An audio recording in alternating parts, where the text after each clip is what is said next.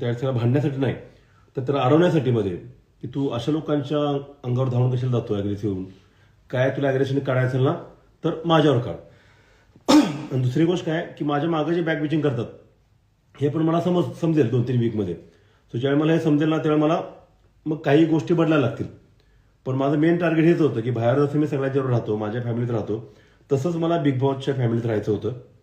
कारण ती पण एक फॅमिली आहे आणि आतल्या बऱ्याच लोकांना 90% नाही 100% लोकांना हे कळत नाहीये की बिग बॉस हे घर आहे आणि तिथं वेगवेगळ्या प्रकारच्या फॅमिलीतली माणसं येतात आणि त्यांना फॅमिलीसारखं राहायचं असतं. सो बिग बॉस 8 दिवस चालतं, त्यातले 2 दिवस टास्कचे असतात. तर आतमध्ये गेल्यानंतर मला समजलं की हे लोक फक्त टास्कच डोक्यात ठेवतात आणि टास्क आला तर भांडायचं. आणि ए टीम आणि बी टीम झाली होती, तर बी टीम थोडी वीक होती. सो ज्यावेळी मला पाठवलं आतमध्ये, ठीक आहे, तर मला ज्यावेळी पाठवलं आतमध्ये त्यावेळेस यांना बी टीमला वाटलं की मला तिथं आरबाजशी भांडायला पाठवलं. तर असं बिलकुल नव्हतं, कारण माझं ते टार्गेटच नव्हतं भांडणं. हां, पण असं नव्हतं की मला भांडायचं नव्हतं. ज्यावेळी टास्क होता त्यावेळी दोन टास्क केले मी आतापर्यंत. दोन्ही टास्कमध्ये मी माझे 100% दिलं. पण माझे टीम मेंबर जे होते त्या लोकांनी त्यांचं 100% दिलं नाही. जसं पहिला तो सॅकचा इव्हेंट होता, त्यामध्ये मला पहिल्यांदा सांगितलं की तुम्हाला अरबाजशी लढायला पाठवलंय, तर तुम्ही त्याला डायरेक्ट धरा आणि बाजूला व्हा. ती गोष्ट मी केली, पण इकडच्यानी बाकीची कामं केलीच नाहीत. नंतर मला ब्लेम केलं की तुम्ही इकडे यायला पाहिजे होतं अरबाजला सोडून. आता दोन्ही गोष्टी एकदम करणं पॉसिबल नव्हतं. त्यात मला सांगितलं की तुम्ही त्याला पाठवून ओढा, त्याची बॅग ओढा किंवा त्याला शर्ट ओढा. तर ह्या जमणं मला पॉसिबल नव्हतं गोष्टी, कारण मग ह्याच गोष्टीमुळे ह्या लोकांना बऱ्याच वेळेस भाऊच्या धक्क्यावरती शिव्या बसल्या होत्या आणि मला असं वाटलं की यांचा प्लॅन तोच असेल.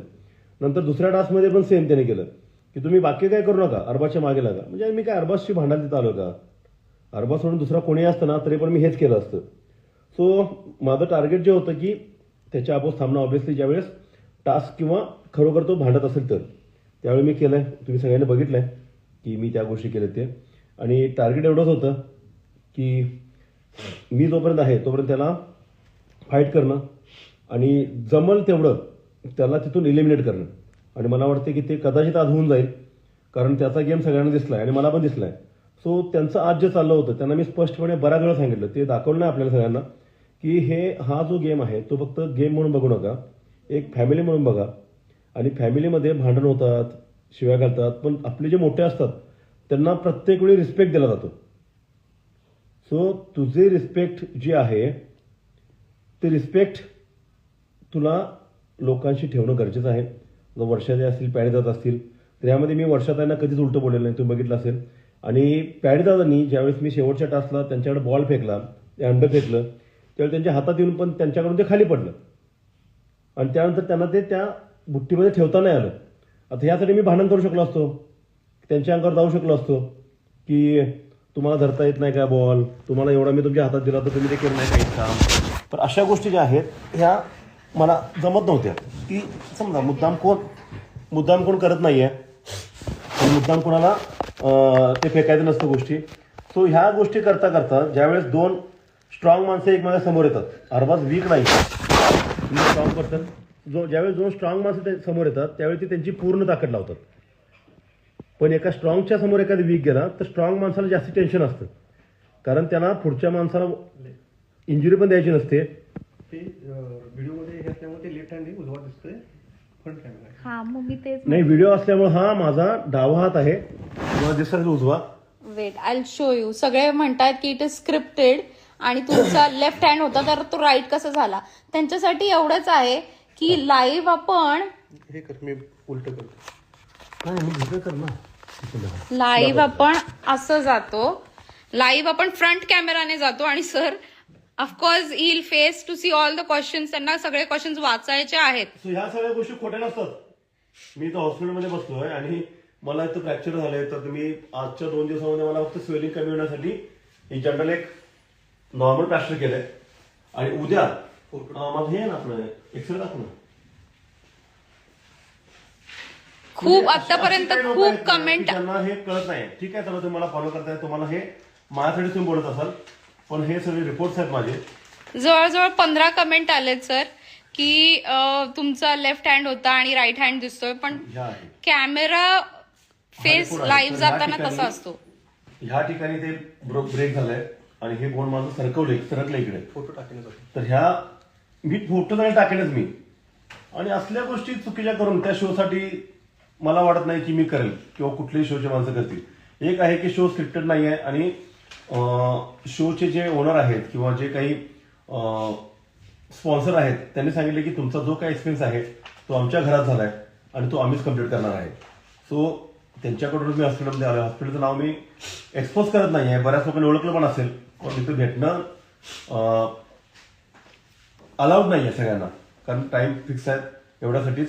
सो हा एक्सरे आहे माझा. एक्सरे आहे माझ्या ह्या डाव्या हाताचा. आणि तो तुम्हाला का राईट हँड वाटत होता? बिकॉज फ्रंट कॅमेराने बोलत होते सर. ऑब्व्हियस लाईव्ह आपण फ्रंट कॅमेराने जातो. त्याशिवाय मी तुमच्या कॉमेंट कशा वाचतो? राईट. तर मला फक्त मग इंटरव्ह्यू देता येईल ना एखादा. 15 कमेंट आले होते. सो हा आहे बॅक कॅमेरा आणि फ्रंट कॅमेरा. सो ठीक आहे. मी कोणाच्या कॉमेंट्स किंवा काय करण्याचं कारण नाहीये. मला माझं माइंड फ्री करायचं होतं की जी गोष्ट आज घडली ती ऍक्सिडेंट होती. त्यामध्ये कुठलंही स्क्रिप्टेड किंवा प्लॅनिंग नव्हतं. प्लॅनिंग एवढंच होतं की आज जाऊन आपण फक्त न भांडता पण गेम चांगला करू शकतो आणि जिंकणं किंवा हरणं ही वेगळी गोष्ट असते. पण तुम्हाला एक एक्सपिरियन्स असा मिळतो की घरातून तुम्ही बाहेर जाऊन दुसऱ्या लोकांच्या फॅमिलीत राहू शकता आणि त्याचबरोबर विदाऊट फोन पण आपण राहू शकतो. फक्त आपला बऱ्याच वेळा मला असं वाटायचं की मी जर एक 8 दिवस 10 दिवस फॅमिलीवर कुठेतरी बाहेर गेलो तर बिझनेस मला चालणार नाही आहे किंवा फॅमिलीवर मी मला वाटतं की 25 वर्ष असतील तरी पण मला रोज फॅमिलीवर जेवायला मिळत नाही कामाच्या निमित्ताने आणि बायका आणि मुलं माझी वाट बघत असतात की आपण एकत्र जेवायचं म्हणून. सो तो एक्सपिरियन्स मला तिथे भेटला की जर 2 महिन्यासाठी आपण तिथे जातोय तिथं आपण जर राहू शकतो सगळं सोडून तर घरात असल्यावर आपण हा टाइम का काढू शकत नाहीये. सो बिग बॉसमध्ये हा माझा एक फायदा झाला की तुम्हाला लक्षात येतं की जग तुमच्यामुळे चालत नाहीये. बऱ्याच लोकांना असं वाटतं, असं मला पण असं वाटायचं की माझ्यामुळं ज्या त्या न्यूज आहेत किंवा ज्या माझ्या गोष्टी आहेत माझा बिझनेस आहे चालतो. पण असं नसतं. बिझनेस हा सगळ्यांच्यावर मिळून चालतो आणि मला हे त्या 2 वीकमध्ये समजलं. तर आतले जे 8 वीक माणसं थांबली त्यांची हालत काय झाली असेल हे मला त्यावेळी कळालं तिथं. सो आता मी ठीक आहे असं म्हणू शकत नाही आहे. पेन एवढे बेअर करू शकतो मी. बरेच लोक जे म्हणतात की बॉडी बिल्डरच्या गोष्टी आहेत तर तिथं बॉडी बिल्डर आणि एक ॲथलीट किंवा एक जनरल माणूस ह्यांच्यात सगळ्यांच्यात खूप फरक असतो. बॉडी बिल्डरचं काम असतं की तुमचे मसल्स डेव्हलप करणं आणि स्टेजवरती शो करणं. हे करता करता असं नसतं की आम्हाला ताकद नाही आहे. पण मोस्टली काय असतं की ज्यावेळेस तुमच्या मसल्समध्ये ज्यावेळेस तुम्हाला मसल जास्त असतात आणि तुम्ही जास्ती पूल करता एखाद्या सेम ताकदीच्या लोकांना तर तुम्हाला पूल करताना तुम्ही मला एकट्यालाच बघितलं असेल. पण पूल करताना अरबाजने माझ्या अजून टीमच्या 2 लोकांना पकडलं होतं आणि ते तिघांना मी पूल करत होतो दोन्ही वेळेस. त्यामुळे कसं आहे की अरबाजचं वजन 100 किलो आणि बाकीयांचं दोघांचं मिळून जर 70-80 किलो असेल तर 180 kg वेट मला पूल करायला लागत होतं. त्यामुळं माझ्या बॅकला पण थोडं टेअर झाला. बॅकची इंजुरी मसलची लगेच कव्हर होते. पण बोन बॉडी बिल्डरचे बोन आणि जनरल माणसाचे बोन हे सेम असतात. सो बोनला कुठलाही व्यक्ती काही करू शकत नाही आहे. मसलच्या म्हणजे माझ्या इंजुरी असतील ते रिकवर होतात इमिजिएट कारण आम्ही बॉडी बिल्डर आहोत. आमचा डायट चांगला असतो. आमची रिकव्हरी खूप फास्ट होते मसलची. पण बोनची जी कंडिशन असते ती सगळ्यांची तुमची आणि माझी सेम असते. सो बोन तुटणं हे मीच माझ्या हातावरती पडलो तो बॉल घेताना त्यामुळे तो बोन तुटलाय. So not because of any other person. मला कोणी ढकललं नाही किंवा काय नाही आहे. सो कोणाला एक्सपेरिमेंट करत नाही आहे. पण ही रियालिटी आहे की मी जे जपत होतो स्वतःला किंवा मी आतल्या लोकांना पण सांगितलं की गेम खेळताना असा विचार करू नका की हा तुमचा शेवटचा गेम आहे. तुमच्या लाईफमधला हा एक पार्ट आहे आणि या पार्टमधला तुम्हाला असंच पद्धतीनं सेव्ह केलं पाहिजे की याचा इम्पॅक्ट तुमच्या पुढच्या लाईफवर झाला नाही पाहिजे. आता ही एक गोष्ट बरी आहे की मी आता कॉम्पिटिशन करत नाही आहे. सो मला याचा एवढा फरक पडणार नाही आहे कारण मी माझा मेंटेन करण्यासाठी आता पण मी लाईट वेटनंच वर्कआउट करतो. सो मला याचा फरक पडत नाही आहे. पण समजा हीच कंडिशन अरबाची झाली असती तर अरबाचं सगळं करिअर आत्ताच्या कंडिशनला स्टॉप झालं असतं. कारण त्याचं जे करिअर आहे किंवा कुठल्याही एका माणसाचं जे करिअर असतं ते त्याच्या बिगिनिंगमध्ये त्याच्या बॉडीवर डिपेंड असतं, त्याच्या इंजुरीवर डिपेंड असतं. जर इंजुरी लवकर झाल्या तर तुम्हाला तुमचं पुढचं करिअर करता येत नाही. महेंद्र चव्हाण मिस्टर वर्ल्ड नमस्कार. सो परत जायचं जर 2 वीकमध्ये मला रिकव्हरी भेटली आणि शो पुढं चालला तर नक्कीच मी मला परत आत घेतील ते जर माझी गरज वाटली तर, कारण इंजुरी रिकव्हरी असती माझी फक्त प्लास्टर असतं तर 100% झालं असतं. जसं अभिजितला इंजुरी झाली होती. सो मोस्टली माझा काय प्लॅन चालला होता की ताकद जी आहे ती तुमची एक्स्ट्रा वापरा, बाकी ठिकाणी तिथले गेम हे डोक्याने खेळायचे गेम आहेत. कारण बिग बॉस हा एवढा मोठा इव्हेंट आहे, 50 देशात चालतो. त्यांना असं कधीच वाटत नाही की आपल्या इथं जे लोक येतात फॅमिली मेंबर म्हणून त्यांना कुठल्याही प्रकारची इजा किंवा इंजुरी व्हावी. सो डोकं लावून जर केलं असतं तर ह्या दोन्ही इव्हेंटमध्ये आम्ही 100% आमचं टार्गेट कंप्लीट केलं असतं. पण जी बी टीम आहे अतिशय कन्फ्युज आहे, त्यांना ॲक्च्युली कळतच नाही की काय करायचं आहे. ए टीममध्ये आता 2च माणसं आहेत, त्यांच्यात असं होतं की तू किंवा मी. पण बी टीममध्ये 8 माणसं आहेत. ह्या 8 माणसांच्या मध्ये प्रत्येकाला असं वाटतं की मीच झालं पाहिजे. सो हे त्यांचं जे प्लॅनिंग होतं, आपण असणं आणि सगळ्यांचं एकत्र फक्त घोळका असणं. घोळक्यामध्ये असं वाटतं की मी पुढे गेला पाहिजे, मी पुढे गेला पाहिजे. पण जर तुमची टीम असेल तर तुमच्या टीमला पुढे जाणं गरजेचं आहे. फायनल्सपर्यंत जाणं पाहिजे. फायनलमध्ये तुम्ही ज्यावेळेस जाता त्यावेळेस तुम्ही हा विचार करू शकता की आपण आता इंडिव्हिज्युअल खेळू म्हणून. पण टीममध्ये खेळताना तुम्ही काय करता की तिथं खेळताना सांगता की टीममध्ये खेळतोय पण खेळता इंडिव्हिज्युअल, आणि त्यामुळे अशी गोष्ट होते. जर त्या कंडिशनला पॅडी भाऊंनी तो बॉल झेलला असता आणि त्या अरबाजच्या घरट्यात टाकला असता तर अरबाज कालच बाहेर पडला असता कॅप्टन्सीमधून. आणि इलिमेट हे सगळ्यांनी विसरलं की आत्ता जे इलिमिनेशन राऊंडमध्ये आहेत त्या सगळ्यांना मी एकट्याने इलिमिनेट केले. शेवटच्या राऊंडला जर मी सूरजला बीट करून ती बंदूक घेऊन माझ्या चौकोनात नसता आलो तर आत्ताची कंडिशन आम्ही सगळे नॉमिनेट झालो असतो. त्या गोष्टीचे कुणीही काही बोलले नाही. दुसरी गोष्ट कसं असतं की सूरजशी खेळताना मला काळजी घ्यायला लागत होती, कारण सूरजला मी लहान भावाप्रमाणे होतो. जर सूरजला फक्त जिंकायचं म्हणून मला खेळायचं असतं तर मी फरफडत किंवा ह्या गोष्टी केल्या असत्या. सूरजमध्ये ताकद खूप चांगली आहे, परत तो विचार करत नाही की त्याला किती लागेल, त्यामुळे त्याला पण 2-3 इंजुरी झाल्यात. सो मला तो गेम खेळताना अरबाज असता तर मला 100% फुल फोर्सने करावं लागलं असतं. सूरजच्या वेळेस मला 90% 10% माझी ताकद सावरूनच खेळावं लागलं, कारण जर त्याच्या अगेन्स्ट मी फुल ताकदीने खेळलो असतो कदाचित त्याला पण इंजुरी झाली असती. सो मला ते पण बघावं लागत होतं. आणि समजा सूरज स्ट्रॉंग होता, त्यानं ते बंदूक घेऊन त्या चौकात गेला असता तर तुम्ही सगळे लोक मला असं बोलले असतं. परत टीमची माणसं तर 100% आहेतच बोलायला. सो हा एवढा सगळा विचार करला तर टाइम खूप कमी असतो, आणि तुम्ही जे बघता ते 24 तासातला फक्त 1 तास बघता. सर खूप प्रश्न आहेत की आता सगळ्यांनाच लागलंय, जान्हवीला लागलं, अभिजितला लागलं, अंकिताला लागलं, मग तुम्हालाच बाहेर का काढलंय फक्त, आणि त्यांना का नाही बाहेर काढलं एवढे इंजुरीज होऊन पण? तर काय तुमचं उत्तर द्यायला सर? आता जान्हवीची इंजुरी जी आहे ना ती जखम होती, तिला लागली, ती बरी झाली 8 आतमध्ये एका वीकमध्ये. अभिजितला पण जे लिगामेंट टेअर होता तो त्याचा मेजर नव्हता. असं नव्हतं की त्याला सर्जरी करायला लागली. मला सर्जरी करायची आहे, मला फक्त प्लॅस्टर घालायचं नाही आहे. सो बिग बॉसच्या घरामध्ये 1 आठवडा माझी केअर घेतली त्यांनी. त्यांच्या सगळ्या डॉक्टरांनी दाखवलं, पण डॉक्टरांनी सांगितलं की आम्ही ट्राय करत होतो की मॅक्सिमम त्यांना फक्त प्लॅस्टर लावावं लागेल, पण 3 ठिकाणी फ्रॅक्चर असल्यामुळं मला त्यांना तिथं ठेवता नाही आलं, त्यामुळं मला बाहेर यावं लागलं. सो इंजुरी बऱ्याच प्रकारच्या असतात. ठेस लागणं म्हणजे पण इंजुरी आहे. सूरज तिथं काचेला धडकला होता, ती पण इंजुरी होती. जान्हवी खूप जोरात आपटली होती त्या लाकडावरती, तिचा गुडघा फुटला होता, ती इंजुरी होती. पण ह्या सगळ्या इंजुरीज आहेत त्या रिकव्हर होण्यासारख्या होत्या, कारण जखमा झाल्या होत्या. सो त्यांच्या कव्हर झाल्या. पण माझं कसं होतं की मला मुवमेंटच करता येत नव्हती, त्यामुळे मला ॲज अ जज संचालक ठेवणं हे पण पॉसिबल नव्हतं, कारण मी वाईल्ड कार्ड एंट्री म्हणून गेलो होतो.